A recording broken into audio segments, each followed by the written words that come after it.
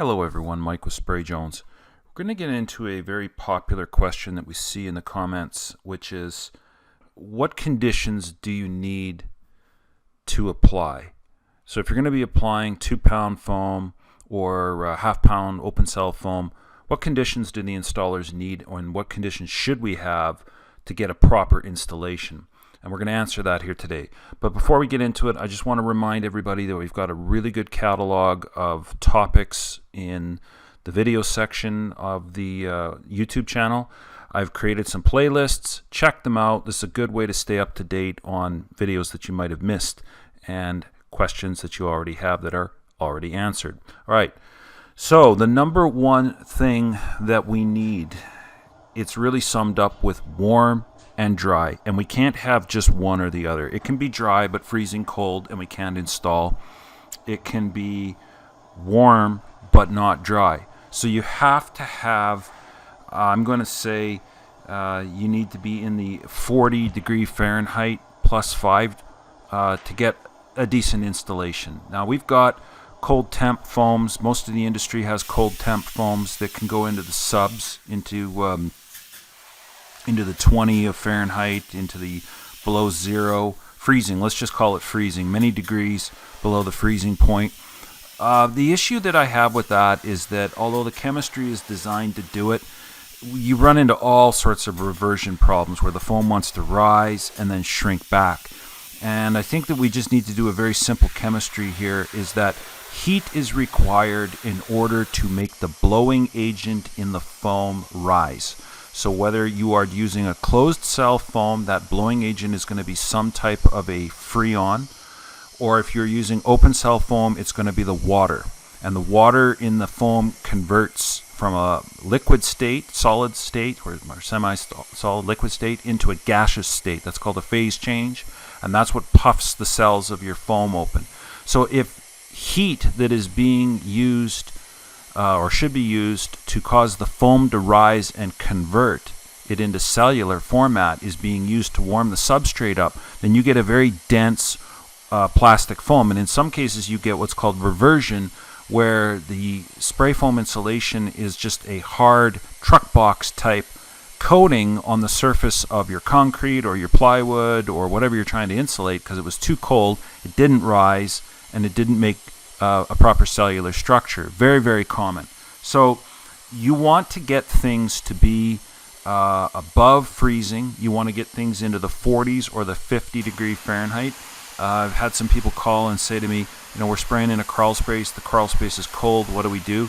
You get some heaters down there. You warm it up.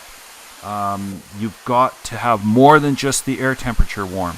It's great to have air temperatures that are at 40 degrees Fahrenheit and 50 degrees Fahrenheit and 60, which is, for Canadian people in Celsius, we're talking 5 degrees, 10 degrees, 15 degrees centigrade. Those are all great. But the substrate has got to be warm. That means the plywood. That means the 2x4s. That means whatever you're spraying. The other part of that is that it's got to be dry. So you do not want to have moisture. I mean, just look at this picture here. This is an example of a brand new house under construction. This is a cantilever overhang, so the floor section overhangs outside of the foundation. It's soaking wet. This is in the middle of winter, and what's going on is the house is being heated temporarily while it's under construction, and at night it's getting very, very cold. Frost is developing always in the corners at the edges. They've used can foam here to try and seal some of the bigger gaps in the plywood up so that air isn't constantly coming in. But there's not much you can do with this. You need to drive enough hot air at it long enough to dry it out. But each night it keeps re-wetting and getting damp, and then you're fighting the same battle. And sometimes you can be on a treadmill. As the construction manager, the spray foam guy, the homeowner, you can be on a treadmill where it gets wet at night and then you dry it out during the day and your guy can't get there to spray. So you need to have warm air temperatures, warm substrate temperatures. Everything has got to be dry. Dry is the absolute necessity. I mean, you can get away with some cooler temperatures, but if it's not wet, it's not going to stick. It's going to pull away. If you've got frost on metal, frost on the wood, a little tiny bit, and you can't see it too well, then the foam is just going to peel right off. No matter whose foam and how well it was sprayed, it's just going to delaminate, pop right off. You're going to have all sorts of problems with it. And sometimes you got to get up and you got to touch stuff. You can't just stick your head up there and take a quick look. You need to reach in, touch things, scrape your fingernails across things, see if your fingertips are wet, see if you've got frost under your fingernails, and visually get in there and check to see that everything is within proper parameters. When things are warm and when things are dry, the density improves, especially with half-pound foam. I mean, half-pound foam loves warm because it takes more energy to convert water into steam to blow it open. Therefore, you're going to just get a much better job, a much better yield. It's going to stick better, rise better. You're going to get more bang for your buck. The homeowner will and the installer will. Reversion and cold density foam costs everybody money. This is actually the leading cause of why people a lot of times don't get the amount of spray foam that they were supposed to, because the guy came out, it was cold, he was putting on far more foam than he needed to get the results. Instead of getting a 2 or 3 inch application, he was getting an 1.5 inch or 2. So he has to put on more liquid because more of his foam heat, instead of rising and giving his customer thickness, it's going into the substrate, warming the substrate up. And so that's called reversion, or that's just called low yield, low density, higher density, low yield. And as a result, he might want to just say, to heck with this. I'm going to take it on the chin. I'm not going to give the homeowner more, and hopefully they don't check. So you, as the building owner, the homeowner, the construction manager, you want the substrates to be warm. You want the air temperature to be warm, and you want to be able to have them get their equipment close. You don't want the truck 50, 75 feet out in the yard dragging the hose out. This is a big problem. Everything's going to cool down. Then they've got to bridge the gap between where the truck is. You want to get everything, truck and trailer, backed up as close as possible. If you've got a job that you're going to be spraying outdoors, you've got to get out of the wind. As soon as you get above 15 miles an hour or 25 kilometers, you're painting the cars, the siding, the windows, everything. The wind is carrying the foam, whether it's half-pound foam or whether it's closed cell or 3-pound roofing foam. It doesn't matter. It's going to carry it because it takes the droplets of your spray. The foam does not become a solid at that point in the air. It's losing too much heat to the surrounding air, so it stays a gooey liquid. It drifts in the air, it settles onto something, and it becomes foam on the car, on the window, on the building next door, and it's a disaster. Too warm can be an issue too. If you're in Florida, if you're in Nevada, Arizona, any Texas, any warm areas, too hot can be a problem too. Summertime in Canada can be a real problem. Telltale sign of too hot is the client's going to lose pattern. Now, this applies to closed cell foam. Open cell foam, it just loves the heat. The hotter that you can get it, the better that it performs. The better that the actual foam in the drum performs, the better in the gun and on the substrate. You almost can't get open cell foam too hot. I mean, obviously there are upper limits, but what I'm saying is it sprays better in the 140 degree Fahrenheit range. So what do you care if it's 110 or 100 degrees Fahrenheit or 90 degrees Fahrenheit outside that day? It's just going to spray better. Whereas closed cell foam doesn't. You're starting to take it to the upper limits of what the chemistry is supposed to do, and what ends up happening is it becomes too plumy, too much of a spray, too much of it's getting on the gun. It can actually start to make foam as it's flying through the air instead of wetting out on the substrate, and then you just get a horrible, ugly pattern, a horrible, ugly project. The gun's going to plug up. The client's going to be, the installer's going to be frustrated. You're going to be frustrated. Things aren't going to work. So the only way to deal with a too hot environment, besides getting the right chemistry, I know that Texas, Arizona, Florida, Nevada, and what have you, they use very special foam systems in the summertime to deal with the extreme heat that they have, much lower than you'd find anywhere else in North America, really, because it's just such warm climate. So making sure that you got the right chemistry of system is important. The second is just getting out early in the day, getting started early in the morning, and beating the heat that way. Otherwise, you're stuck. You're stuck trying to deal with the heat as it is. Rainy days are a problem as well. 80% relative humidity in the air causes problems. Foam doesn't want to stick.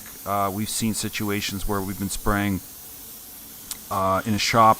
It was raining outside. It was damp everywhere, and every time we encountered wood, anywhere we encountered wood, the foam just wanted to peel right off. So in those situations, you just got to stop. You got to keep a really close eye on things. The humidity level was just so high in the building that we just had to shut it down, and we had to wait till we lost 3 days. We had to wait for the rain cell to go by, quit, dry up, and then get back in there. Yeah, you can kind of combat it with heating the building and what have you, but sometimes all you just got is wet, thick, heavy air, and it still creates a problem. So too damp is an immediate problem. You're going to see effects on adhesion. Nothing's going to want to stick. It's going to want to peel right off. So you've got to make sure things are dry, and then you've got to make sure things are warm. People ask me, can I heat my building up? What's the best way? Yeah, you can heat it up. Indirect fired is what you want to see. You do not want to see propane heat inside the structure. Propane puts out carbon dioxide and water as its byproducts. It's going to make a lot of things wet. If you're in an extreme situation where you got to heat the building up a lot, go to indirect fired systems where you're using a diesel or a propane, but the combustion is going on outside of the building and being vented outside, and all that's coming in is warm air.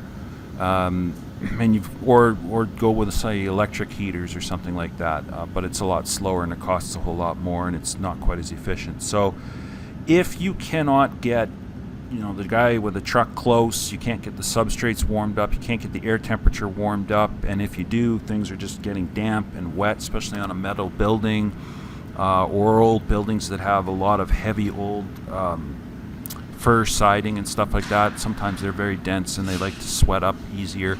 If you cannot warm the substrate up and the air temperature up, you're just going to have to park it, and you're going to have to wait for better climatic conditions as the installer or the recipient. Do not push it. If you cannot get things dried out and you cannot get things warm, stop, pick another day altogether, and that way you get a good installation. The foam is going to stick. Keep your eyes on it. Now, we've done a couple of jobs where we thought the foam was sticking just fine in a few areas. In the corners, this is where it's going to happen, in the corners, in the transitions where air is leaking. It was wet, it was damp, the foam let go. This was not the end of the world. We just cut the foam back in those select areas. We verified that we did have good adhesion past. We cut out the areas that weren't adhering, and we resprayed them back in. So it's not tragic, but you want to make sure when you're in cold weather climates and wet environments that you spray the job, and then you give yourself ample time to watch, make sure it's stayed adhered, make sure that everything has been okay before you go and close it up and put drywall tin and the interior finishings on and stuff like that. That's going to give you lots of time to visual that you didn't have any issues. And when in doubt, stop.